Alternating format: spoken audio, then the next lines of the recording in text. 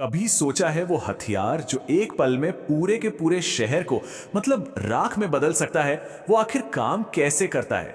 आज हम इसी के पीछे का विज्ञान समझेंगे। देखिए, ये जो तस्वीरें हैं ना, ये किसी आम बम धमाके की नहीं है।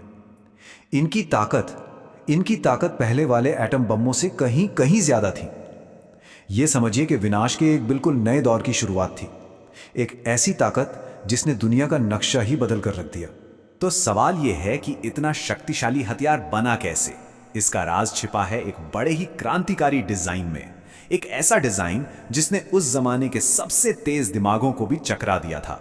ये एक ऐसी पहेली थी जिसके सुलझते ही दुनिया में कुछ भी पहले जैसा नहीं रहा। तो चलिए आज मिलकर इस पहेली को सुलझाते हैं। तो इस डिजाइन के रहस्य को समझने के लिए सबसे पहले हमें यह जानना होगा कि हम कितनी कितनी ज्यादा शक्ति की बात कर रहे हैं। 50 मेगाटन जार बम्बा। ये इतिहास में इंसान का बनाया हुआ सबसे बड़ा धमाका था। ये सिर्फ एक रिकॉर्ड नहीं था, नहीं, ये एक तरह से दुनिया को दिखाया गया था कि इस नए डिजाइन की ताकत की कोई सीमा नहीं है। और ये सच में डराने वाली बात थी।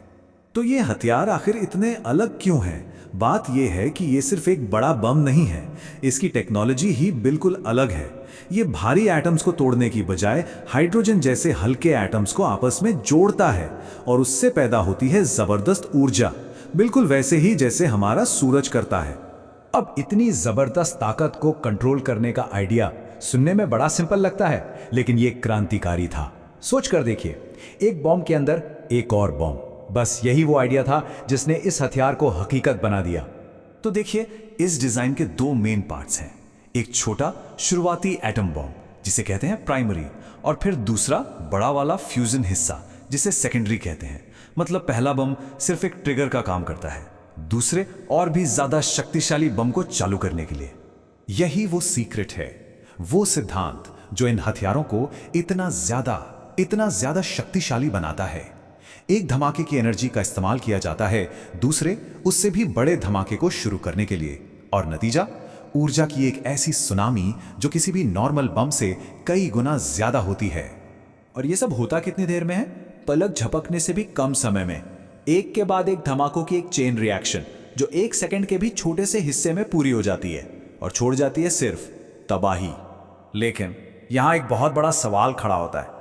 पहले धमाके से तो सिर्फ एनर्जी निकलती है, मतलब रेडिएशन। तो सिर्फ रेडिएशन दूसरे बम को जलाने के लिए वो जबरदस्त प्रेशर, वो दबाव कैसे बना सकती है? ये कैसे मुमकिन है? इसका जवाब सच में हैरान करने वाला है।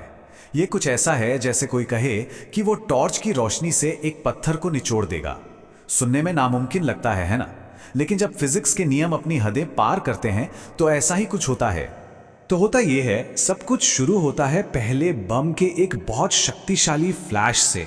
और ये कोई आम रोशनी नहीं होती, ये होती है बहुत ही इंटेंस एक्सरेज की बाढ़ जो हथियार के अंदर की पूरी जगह को एक झटके में भर देती है।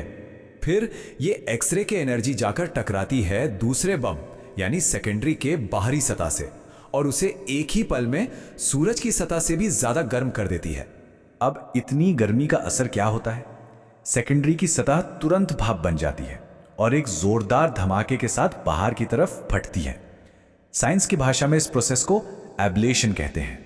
और यहीं पर न्यूटन का वो मशहूर नियम काम आता है, हर एक्शन का एक इक्वल और ऑपोजिट रिएक्शन होता है। तो जैसे ही सतह बाहर की तरफ फटती है, अंदर का हिस्सा ठीक उतने ही जोर से अंदर की तरफ पिचक जाता है, क्रश हो जाता है। और ये दबाव इतना ज्यादा होता है कि इससे फ्यूजन यानी संलयन का प्रोसेस शुरू हो जाता है। और जब हम आंकड़ों को देखते हैं तो ये बात साफ हो जाती है। एब्लेशन से जो दबाव पैदा होता है वो किसी भी दूसरे तरीके से पैदा होने वाले दबाव से हजारों गुना ज्यादा होता है। यही एच बम का असली इंजन है, वो सीक्रेट जिसने इस हथियार को हकीकत में बदला। तो इस डिजाइन का कामयाब होना सिर्फ एक नए हथियार का बनना नहीं था, नहीं, इसने दुनिया को हमेशा के लिए बदल दिया। इसने ग्लोबल पॉलिटिक्स और जंग की परिभाषा ही दोबारा लिख दी। पहले कामयाब टेस्ट के बाद एक खतरनाक रेस शुरू हो गई। सोचिए, सिर्फ 16 साल के अंदर दुनिया के 5 सबसे ताकतवर देशों के पास यह तबाही मचाने वाली टेक्नोलॉजी आ चुकी थी। और सबसे अजीब बात यह थी कि इसे बनाने वाले कुछ बड़े साइंटिस्ट ही इसके खिलाफ सबसे पहले खड़े हुए। उन्होंने इसे नरसंहार का हथियार तक कह दिया, क्योंकि वो जानते थे कि इसकी ताकत कितनी विनाशकारी हो सकती है और वो इसके अंजाम से डरते थे। उस दिन से लेकर आज तक इस डिजाइन का असर हमारी दुनिया पर बना हुआ है, लेकिन अब ये एक नए और शायद पहले से भी ज्यादा खतरनाक रूप में मौजूद है। ये डिजाइन इतना एफिशिएंट था कि वक्त के साथ इन खतरनाक हथियारों को इतना छोटा बना लिया गया कि आज एक ही मिसाइल पर कई कई वॉरहेड फिट हो सकते हैं। और इसी छोटे साइज की वजह से मिर्व जैसी टेक्नोलॉजी बनी, जिसमें एक मिसाइल एक साथ कई शहरों पर हमला कर सकती है। इसी से म्यूचुअल अश्योर्ड डिस्ट्रक्शन यानी MAD का सिद्धांत आया, वो सिद्धांत जिसने कोल्ड वॉर के दौरान पूरी दुनिया को एक धागे से लटकाए रखा। तो आज भी ये 70 साल पुराना डिजाइन कोई म्यूजियम में रखने वाली चीज नहीं है। ये आज भी दुनिया के हर बड़े न्यूक्लियर देश के सबसे ताकतवर हथियारों का बेस है, उनका आधार है। और ये सब हमें एक बहुत बड़े सवाल पर लाकर छोड़ देता है। एक ऐसी दुनिया में जहां इस धरती को कई बार खत्म करने की ताकत मौजूद है, सुरक्षा का असली मतलब क्या है?